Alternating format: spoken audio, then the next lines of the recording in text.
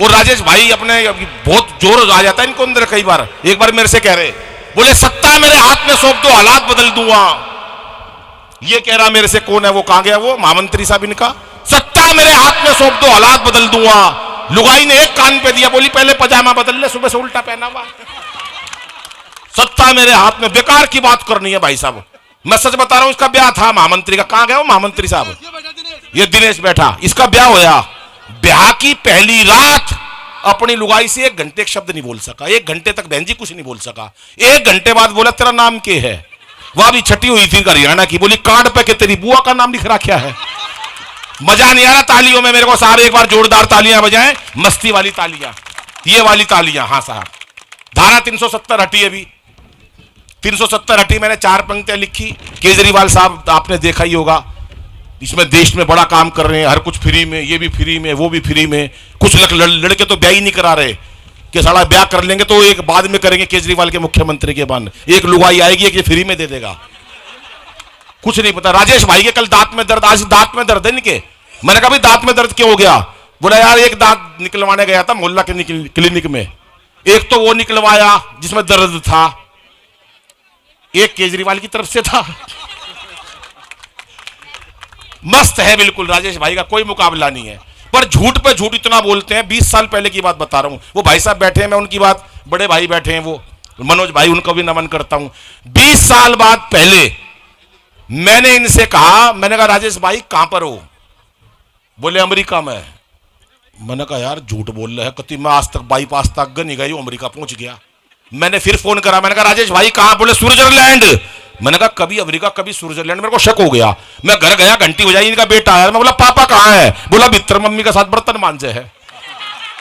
मैंने वहीं से टेलीफोन करा, मैंने कहा राजेश भाई कहां। बोले कनाडा। तू कहां। मैंने कहा दरवाजा खोल, कनाडा के बाहर खड़ा हूं।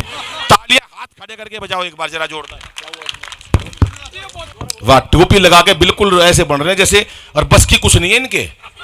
मैं सच बता रहा हूं, ये टोपी लगाई है, बीच में बैठे ना रलन साहब, ये फौज में थे पहले, इनको निकाल के बाहर फेंका उन्होंने। क्यों।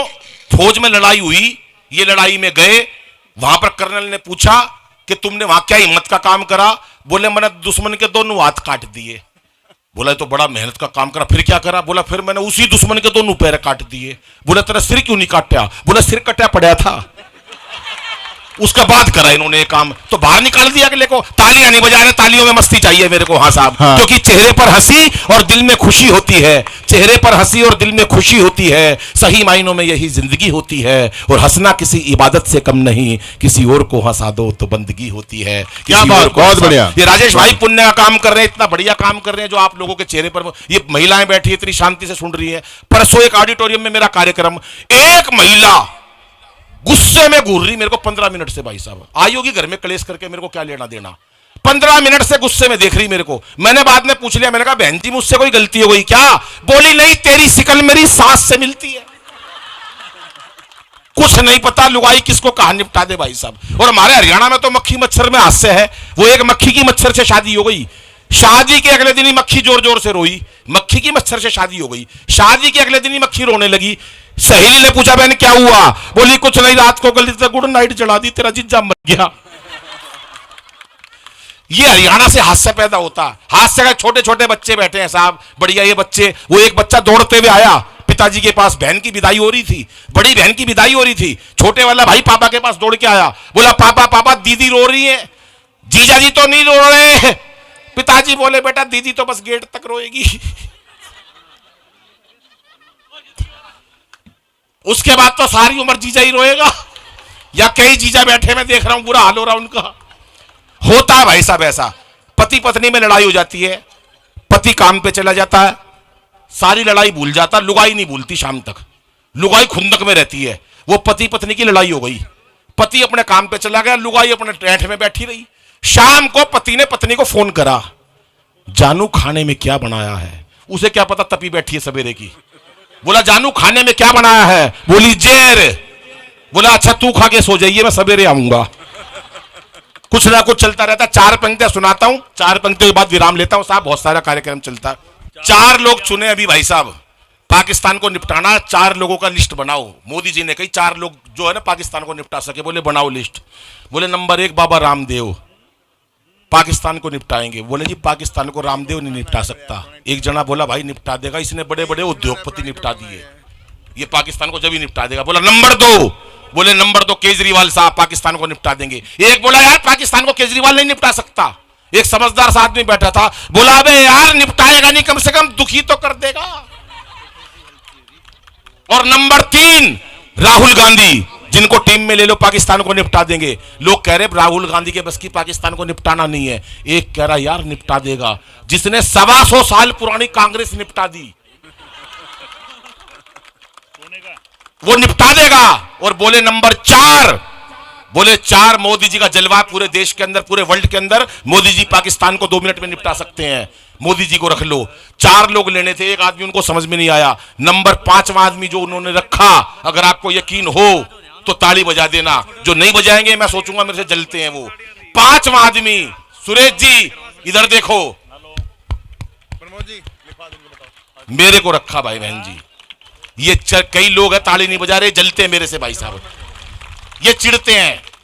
वो हरियाणा के बच्चे हैं ना जैसे मस्त होते हैं। वो एक बच्चे का रिजल्ट आने वाला था, पिताजी ने साफ साफ कह दी देख बे तेरा कल रिजल्ट आएगा, तेरे से मेरे को कोई उम्मीद नहीं है। अगर एक सब्जेक्ट में फेल हो जाए कह दियो जय श्री राम, 2 में फेल हो जाए कह दियो राधा कृष्णा, 3 में फेल हो कह दियो ब्रह्मा विष्णु महेश, ओपन मत करियो, मेरी मीटिंग चल रही होगी वीआईपी लोगों में। बच्चा बोला ठीक। अगले दिन रिजल्ट आया 2 बजे, बच्चा आया, पिताजी की मीटिंग चल रही थी, पिताजी ने इशारा करा बेटा रिजल्ट का क्या हुआ। बच्चा हमारे भिवानी का, बोला पापा साचे दरबार की।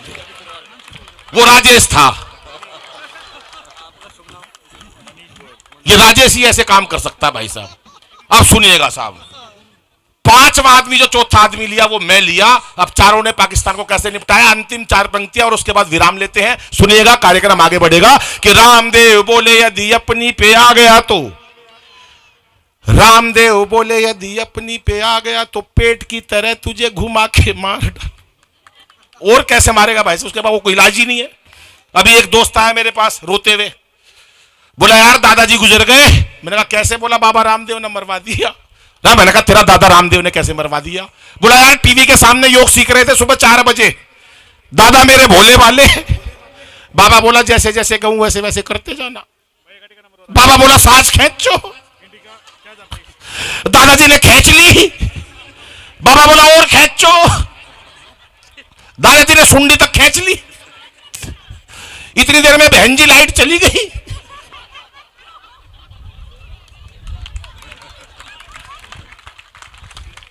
थोड़ी देर में भगवान ने मेरा दादाजी खींच लिया, इतनी देर में लाइट आ गई। बाबा रामदेव टीवी में से बोल रहे थे कि इस प्रकार से तमाम रोगों का निवारण किया जाता है। कि रामदेव बोले यदि अपनी पे आ गया तो पेट की तरह तुझे घुमा के मार डालूंगा। और केजरीवाल और केजू बोले अपने ही मफलर से तेरा मैं घोट दूंगा गला और दबा के मार डालूंगा। कि मैंने कहा भूल के भी मुझसे उलझियो ना, मैंने कहा भूल के भी मुझसे उलझियो ना, लंबी लंबी कविता सुना के। और अंतिम ताली आपकी चाहिए साहब। कि मैंने कहा भूल के भी मुझसे उलझियो ना, लंबी लंबी कविता सुना के मार डालूंगा। और मोदी बोले 56 इंची सीने की कसम मुझे, 56 तेरे टुकड़े बना के मार डालूंगा, 56 तेरे। और अंतिम 4 पंक्तियां राजेश भाई इस शुभ कार्यक्रम के लिए मैं समर्पित करता हूं। कि छोटी छोटी बच्चियों को हम गर्भ में मारने लगे हैं साहब, ये बड़ी कुरीति है कि हम बेटियों को गर्भ में मारने लगे हैं। इन नन्ही मुन्नी बच्चियों के लिए एक परिवार का कार्यक्रम है, ये भिवानी परिवार नाम ही परिवार है। तो परिवार में एक संदेश देके जाना चाहता हूं साहब कि इसे बेटा बना पालो तो इतिहास छू लेगी। छोटी बच्चियों को मार देते हम, तब कहना चाहता हूं कि इसे बेटा बना पालो तो इतिहास छू लेगी। करो विश्वास बेटी पर तो ये विश्वास छू लेगी। कभी जीवन में बेटी को नजरअंदाज मत करना, जरा से पंख खोलोगे तो ये आकाश छू लेगी, जरा से पंख खोलोगे तो ये। धन्यवाद, नमस्कार, जय हिंद दोस्तों। ये तालियां बहुत कमजोर नहीं लगती आपको अनिल भाई के काम के लिए?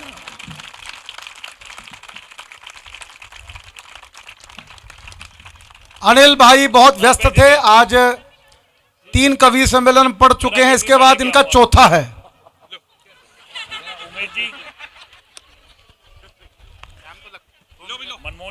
लेकिन तो भी अपने परिवार में समय निकाल कर आए हैं, हमारे लिए बहुत प्रसन्नता की बात है। भिवानी परिवार के निर्माण में जो कुछ कुछ लोग थे 4-5, उनमें से एक अनिल अग्रवंशी थे। एक बार तालियां बजाइए। और हमेशा इस परिवार के लिए स्तंभ की तरह अड़े रहते हैं। कोई भी काम अनिल जी को कह दो, हमेशा आगे मिलते हैं। मैं चाहता हूं कि एक बार दिनेश जी आ जाएं और हमारे सांवर जी आ जाएं। सांवर गोयल जी कहाँ हैं? वो सम्मान करेंगे श्री अनिल अग्रवंशी जी का। विनय, तुम सांवर जी को, विनय जी को आ जाओ।